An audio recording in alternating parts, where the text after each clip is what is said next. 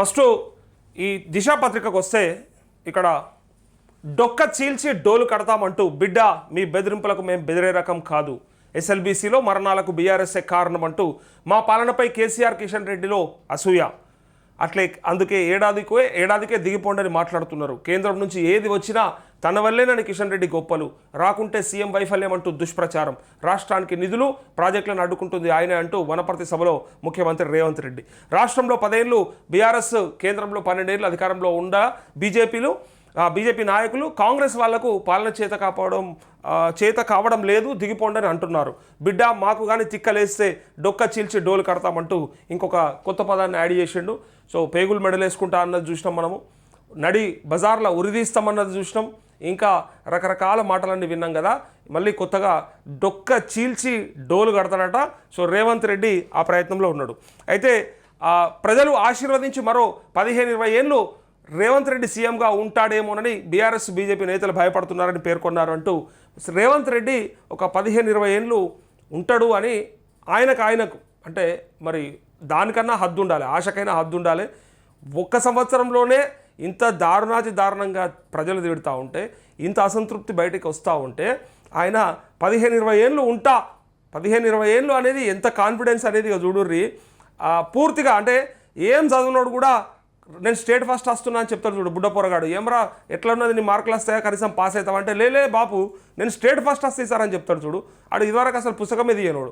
అట్లా ఉన్నది ఈయన పరిస్థితి. ఈయన సంవత్సర కాలమే ఎలా తీసుడు కింద మీద గగనం అయిపోతే ఇంకో 4 ఏళ్ళు ఎట్లా తీస్తాడా అని చెప్పి అందరూ ఎదురు చూస్తుంటే ఇంకా 15-20 ఏళ్ళు అనేది కొత్త రాగం ఎత్తుకున్నాడు. ఉంటాడట 15-20 ఏళ్ళు.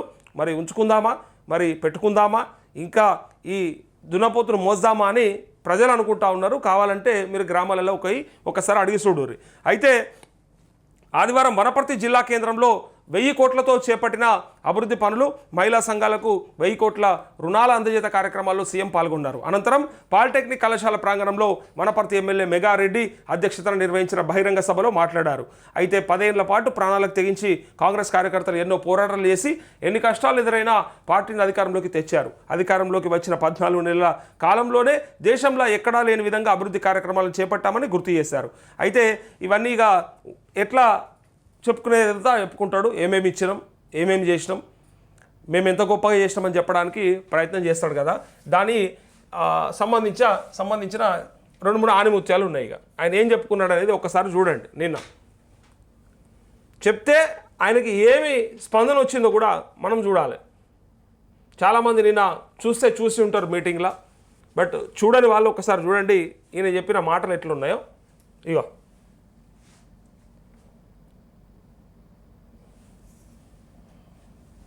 కాదు, ఆనాడు 12 నూరులుండే సిలిండర్ ఈనాడు 50 లక్షల పేదవాళ్ళ కుటుంబాలకు 500 రూపాయలకే మీకు సిలిండర్ ఇస్తున్న మాట నిజం కదా? వంట వండుతున్న ఇల్లును నడుపుతున్న మా ఆడబిడ్డలారా, మీ మనస్సాక్షిని అడగండి. 50 లక్షల కుటుంబాలకు 500 రూపాయలకే మీకు సిలిండర్ ఇస్తున్నామా లేదా? మేము సిలిండర్ మా ఆడబిడ్డలకు ఇచ్చిన మాట నిజమైతే ఇస్తున్నారా లేదా అంటే ఆడబిడ్డలు ఇస్తలేరు అని చెప్పారు. ఇక చూడు, ఇక కనిపిస్తుంది, ఇక అందరికి వస్తుందా అని. 500 రూపాయలకే మీకు సిలిండర్ ఇస్తున్నామా లేదా? మేము సిలిండర్ మా ఆడబిడ్డలకు ఇచ్చిన మాట నిజమైతే బీఆర్ఎస్ బీజేపీలను సలాకి కాల్చి వాత పెట్టుండ్రి. ఎందుకంటే మన పాలమూరులో మనం రొట్టెలు చేసుకుంటాం. రొట్టెలు కాల్చేటప్పుడు సలాకి కూడా ఎర్ర కాల్చి వచ్చినోని చేయి చాపమని చెప్పి చేతి మీద వాతలు పెట్టుండ్రి బీఆర్ఎస్ బీజేపీలను అని చెప్పి మా అక్కలను నేను అడుగుతున్నా. ఓకే, సిలిండర్ రానోళ్ళు కూడా అదే సలాక తీసుకొచ్చి నీ చేతిలో పెట్టచ్చు కదా. నువ్వే చెప్తున్నావు కదా వాళ్ళు అబద్ధ ప్రచారం చేస్తున్నారని చెప్తున్నారు కదా. మరి అట్లాంటప్పుడు ఒకవేళ రాని వాళ్ళు ఎవరైనా సరే పెట్టొచ్చా? ఇంకా నేనేమన్నాడు చూడండి.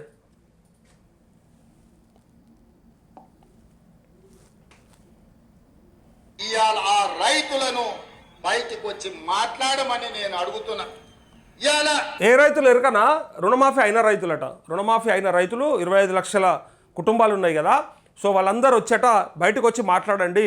వీళ్ళు మీడియా కావచ్చు, లేకపోతే బీజేపీ కావచ్చు, బీఆర్ఎస్ కావచ్చు, ఇంకా కొంతమంది నన్ను అనవసరంగా బదనాం చేస్తూ ఉన్నారు నా ప్రభుత్వాన్ని అని చెప్పడానికి ప్రయత్నం చేసి. ఇదిగో చూడండి.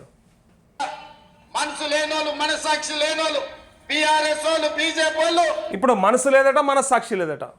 ఇప్పుడు ఈ లైవ్లో చూస్తున్న వాళ్ళందరికీ మరి రైతు రుణమాఫీ కాక చూస్తున్నారా, లేకపోతే రుణమాఫీ అయినాక కూడా కావాలని రేవంత్ రెడ్డితోనే మన పంచాయతీ ఉంటే తగాదా ఉంటే కావాలని ఆయనను బదనాం చేయడానికి ట్రై చేస్తారో చెప్పుండ్రి. ఇక్కడ ఆయన అనేది ఏంటంటే మనసు లేదట మనస్సాక్షి కూడా లేదట.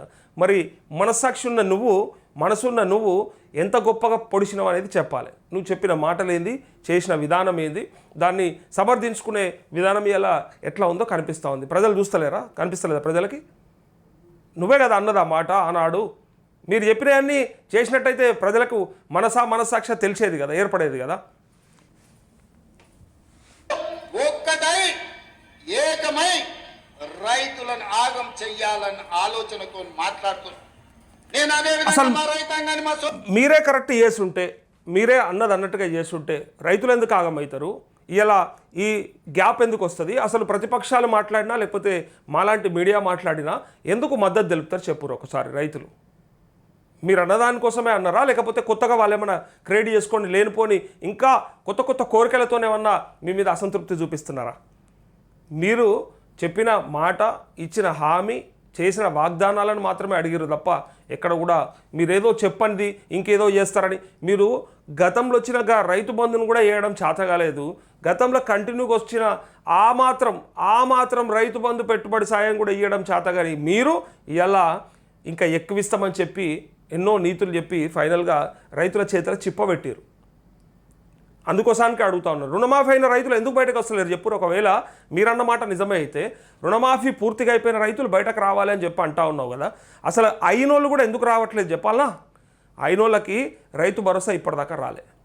రైతు బంధు అనేది వేస్తామని చెప్పి మీరు ఎప్పుడో జనవరి 26, ఇవాళ ఫిబ్రవరి అయిపోయి మార్చిలో ఉన్నాం, మార్చి 3వ తారీఖు నడుస్తూ ఉంది. నెల రోజులు పడుతుంది ప్రభుత్వం. గతంలో ఎప్పుడన్నా పట్టిందా? గతంలో ఎప్పుడన్నా 10 ఎకరాల లోపు నెల రోజులు తీసుకున్నారా? ఏ ప్రభుత్వం అన్నా కానీ. నేను ఇలా కేసీఆర్ గొప్ప, వాళ్ళు చేస్తేనే పడ్డాయి అని చెప్పట్లే. గతంలో ఏదన్నా ఒక పద్ధతిగా ఒక ప్లాన్డ్గా తీసుకునే ఏదైనా పాలసీలు ఉంటే ఇవాళ అట్లాంటివన్నీ కూడా కనిపించకుండా పోయినాయి. ఓ పద్ధతి లేదు, ఓ లెక్క లేదు, పత్రం లేదు, ఎప్పుడు వస్తుందో గ్యారంటీ లేదు. నెలన్నర పడుతుంది. టకీ అంటే గదేనా?